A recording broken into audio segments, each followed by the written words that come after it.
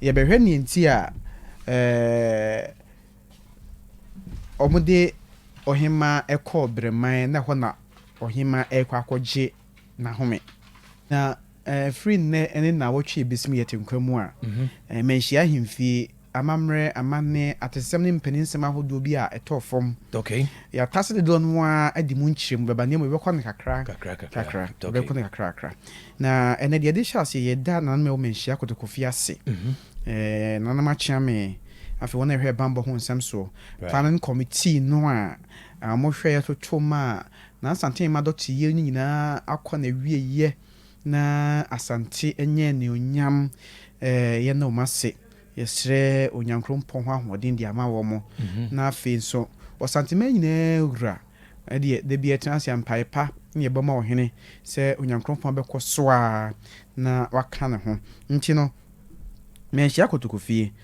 onumu a omu ye bibia aboaye yeda wo nyina ase pa na ene no na mpesen ke kasafa Breman ho okay na Breman ho komo ne bua tientimi nkane nyina na abusia se ka Breman a eyekura na osei kodwo a okon awia ena chichiri kuro no ye Asantehene a otoso nan afi apem ahanson adiosia nan mu 1764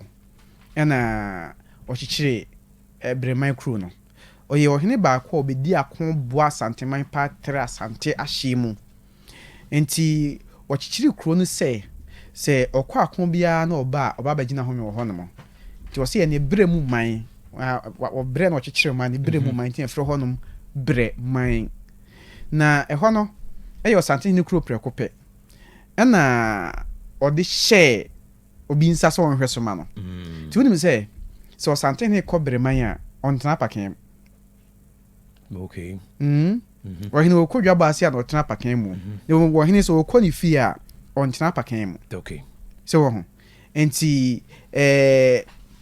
Breman no eye Asantehene ena chichiri kuro no na chichiri kuro no me say wodi ekuo edunsia ena kwotena Breman okay na enti ko baby e fro Breman kofodia yo baby e fro Breman kofodia Breman fo tie ye no ombe hunu no de kuro no hye ba fo kutin sraman nsa chono na eye Breman hina odi kan otena Breman akonwa so na se meka no ho na eban wo na on se obi a ye bibie wiye na okogina ho me hefa na okọ ne fie ndimpene se so pro bang ramman nam doctors no kodru fie o se efie ne fie entina na na me kofo ti akonwa so no di akonwa kese Asantehene mu transkadwa kofi so no na na man hima Asante man ahima mu matena so nyina no Breman no do nko no we se ho no aye omukro prekope twa bibusa de enti a wode ohima akọ Breman a na se Breman no ayukura Asantehene na chichiriye ono ane kuro enti wo krom ha nipa ba ko pe na etimi bo Asantehene dinwie e ka so bi bo bi dinwie a bra obo hene din na onfa na bogina hodo ne nka ho mintimi mo Asantehene dinwie wo pramen so ti ma fa bi foforo nye mfa to ho mini akwa de seja me bram ne no am ne adwuma so bi foforo bi ahia akwa na obo ne din a oren manyamfo kwa odi bibi ka ho a kire ani di odi makwa nanso me ne kwa wo ho me nam se ne adwuma na me ben sa me kwa brane enko mabo ne din wie Breman fo nko na timi bo otumfo din wie Breman fo nko a wi o mu firi ho no a odi mo otumfo din wie so enti enam se kronye ni kroni nti no Breman fo no eye otumfo dia prekope Breman fo ye otumfo ahode di ho ana mo chichire eban mu edi ma nananum a oyaye kofo te Asante akonwa kese so ana Breman fo nso nko a na wonwom a omoto de ma Asantehene ya sa anwom no senya Breman fo a obi antimi ntubi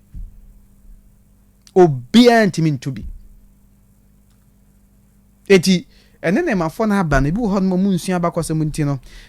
ewo mu abonze na omo nso tubi saa nyem sanya Bremanfo a obia entimi ntubi enyum oboti osaya na esro no osaya na esro no enkwase afo ya ye be mu ni obe mu sie be di obi anyew saa nyem no Bremanfo nko a enti omo to saa nyem no a bozi na otumfo ede ne nsa ekọ na chisei omo kan kwase afo ya bonse ayesa obo obi ekuti ode ne nsa ekọ na chisei ha oso no madi akon adi musunku ni mawie nyame ditumi ache no ti bibie no ha be ye betimi Asantehene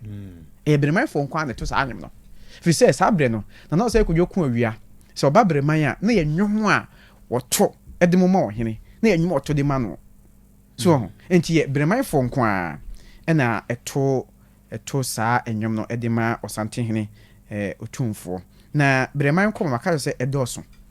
ye bubum kakra